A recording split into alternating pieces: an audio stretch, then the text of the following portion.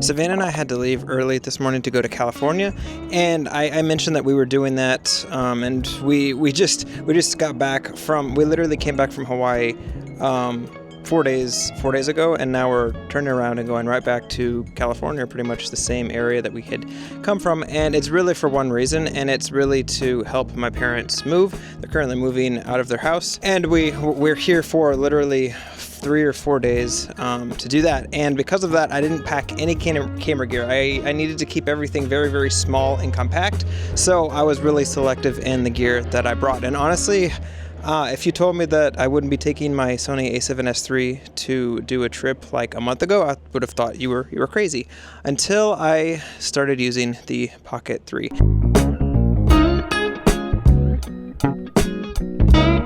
Now, like I said before, the Pocket 3 really impressed me with the image quality, the convenience, and just how well it actually works. And that's why I think the Pocket 3 is just such a perfect travel camera, and it's so user friendly. One thing that I really do like about this camera is, well, a bunch of things, but the first one is just the face tracking. Like, I have it set up to where when I flip it around from it facing forward to it facing me, right now I can see the screen, I can see where I'm framed, I can see my audio levels, the whole thing. But when I flip it around, it automatically detects my face and it'll automatically track my face. And the coolest thing about that is if I want to be in a specific like spot in the frame, like if I don't want it just to be straight down the middle, which is what the default is, all I have to do is move the joystick. So if I want it to be in this corner right here, then I'm going to stay in that corner even if I move around and everything else, which to me just leads to like a more dynamic shot, better framing. It makes it more cinematic. And once I figured that out, that kind of like changed everything for me, and that really took this camera from like a cool little like gimmicky kind of camera to something that I could actually use to replace a bigger camera for trips like this when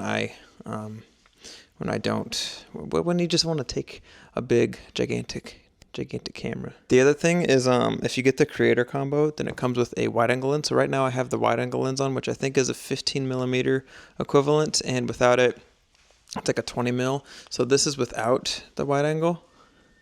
You can see like it pushed in a little bit more, and that's with the wide angle. So like those boxes right there were way cropped in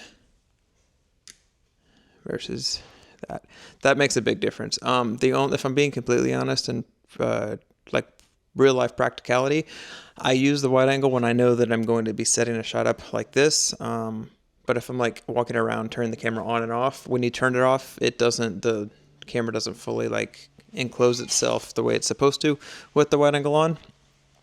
But even then, a 20 mil wide angle, it's still a wide angle lens.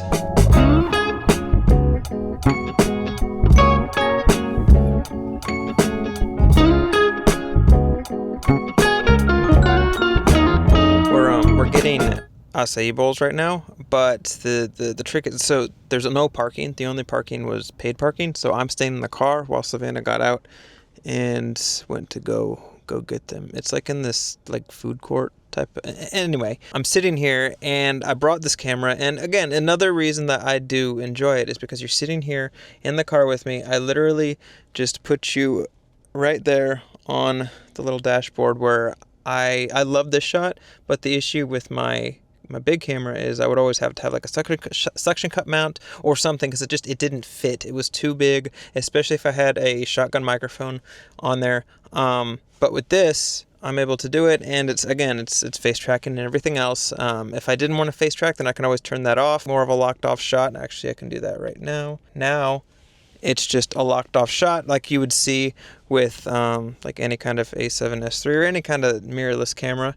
And then if I want it to continue to track me, right there, face tracking enabled, and it's tracking me. I've already said that before, but it really is it's a way more convenient way to carry a camera around that honestly is not your phone and is a little more capable than your phone. I like my phone, but this image just looks a little bit better. It shoots in log, the dynamic range is better, and yeah, like I said, it's just so stinking so versatile. And not to mention, typically if I like bring a camera into a store and stuff like that, sometimes the store will have issues with it and they say that I can't film there, or at the very least people will be staring at you, versus having something like this. I would even say that it's a little more discreet than your phone, because when you're holding your phone out, pretty much everybody can tell what you're doing. But if you have this little camera, there's nobody. Most people don't even know what it is. So there's that too. I've noticed that almost nobody notices this thing. There's actually one time I had it and I set it down and I was talking, like doing a talking head, and somebody actually almost stepped on it because they didn't see it because it's so small.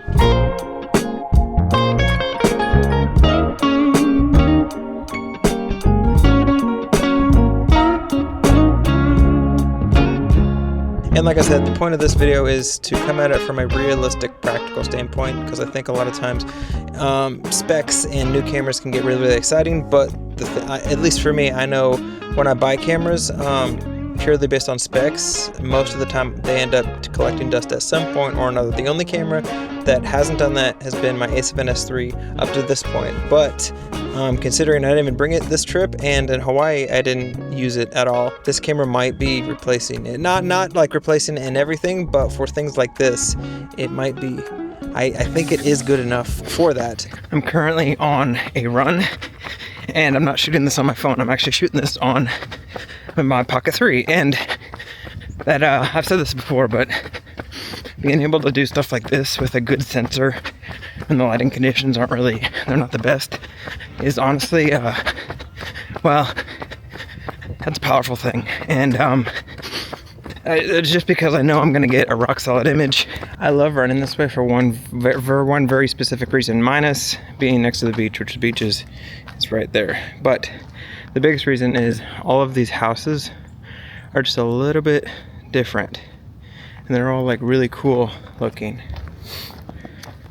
Like they range from anywhere from like a sandcastle type of thing to something a little more modern, like this one over there. It's the coolest part of it's my favorite part of my run.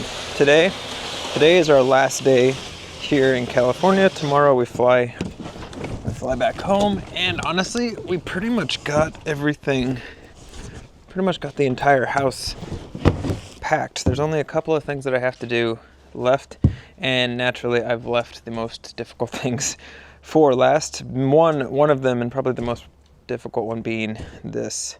I have to get all of this into this box, which sounds like an easy feat, but considering that Savannah and I have had to do this with our own personal hot tub when we sold it, it's not.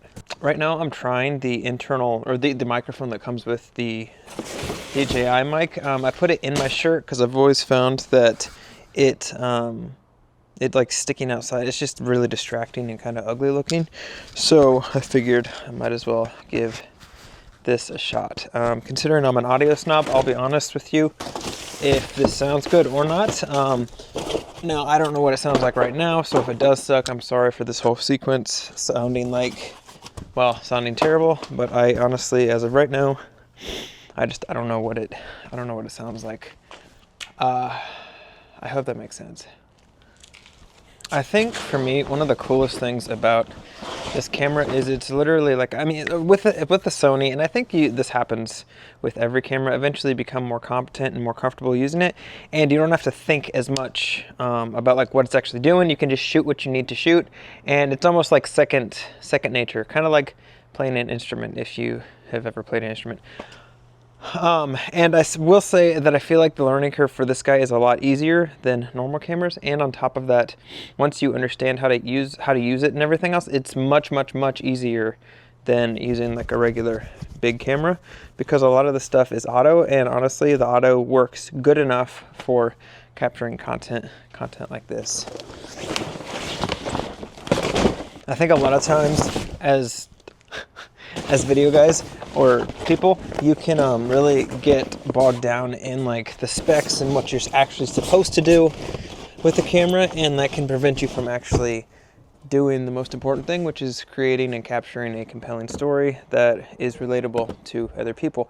And for me, the thing that is the most important for me is going to be the subject matter that I am capturing, not the specs or the image or anything else. But a very close second would be having forgiveness, or having the camera be able to be solid enough that I can trust it to cover me when I'm not focused on getting a perfect image, because it does happen a lot. And one thing that I do love about my Sony is if I screw up the image completely and the camera doesn't fix it, I can still fix it in post because of the 10-bit log. And since this shoots in 10-bit, it's not as great as the Sony. You can't push the footage as much as you can with the Sony, but it's close enough to use it and for me to feel comfortable using it. And on top of that, I feel like the auto settings on the Pocket 3 are better than the Sony, just because it's a newer camera. But that's an important thing, and I don't think a lot of people talk about it enough, because it is a real world, that's like a useful real world application in my opinion, at least how I shoot. All right, time for a little sound comparison. Now the microphone is outside of my shirt. What one sounds better? Does it sound any different, or can you tell? It definitely looks uglier, but if it sounds better, I don't care. I'd rather have it sound good than, yeah, anyway.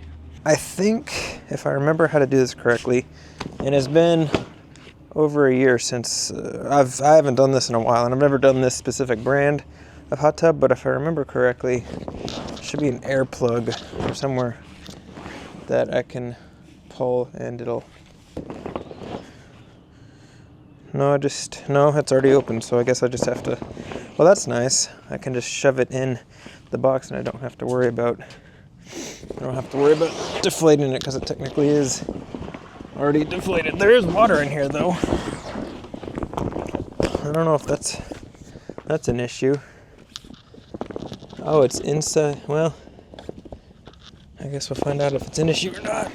The thing also stinks pretty bad.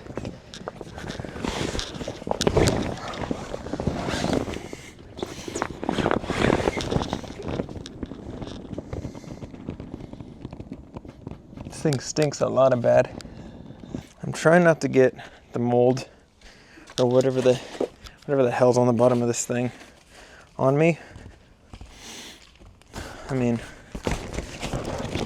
that might just be a lost cause. I might just have to suck it up and suffer the consequences, but if I can eliminate some of the residue on me, that'd be a good thing.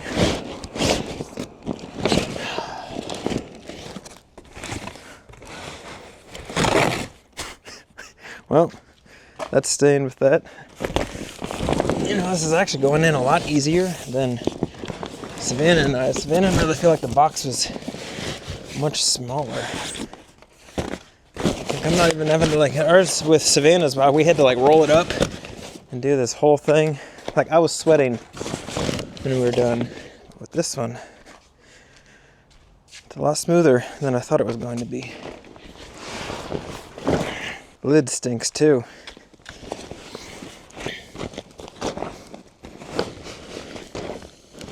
There's a bug or a bee right there. Hopefully he doesn't get mad at me and sting me.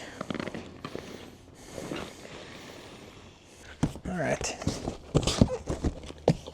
Savannah's come to help me secure this.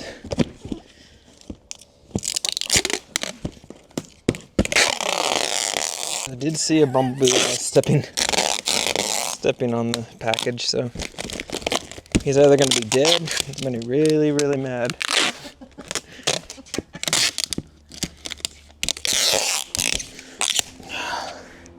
Alright, that wasn't so hard. It actually was pretty easy.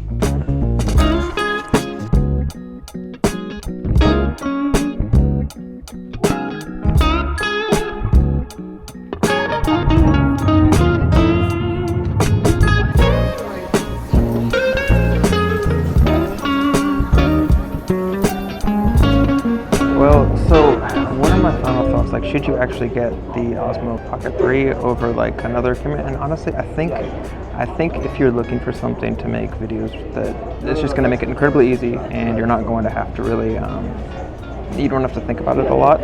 I would say yes. But on the other hand, if you were looking to do like more of a professional type of thing and you want something that you can grow into, maybe consider getting like a DSLR or something else, like a Sony or a Canon or anything like that. This camera is great for a couple of things, but it does have its limitations, and I think just understanding those limitations, like if you understand them, then I think you're gonna be fine. Also, our flight was supposed to leave at 1, and it's been pushed back 12 minutes so far. If I had to bet, then I'm gonna say it's gonna get pushed back some more. Hopefully we'll get home though.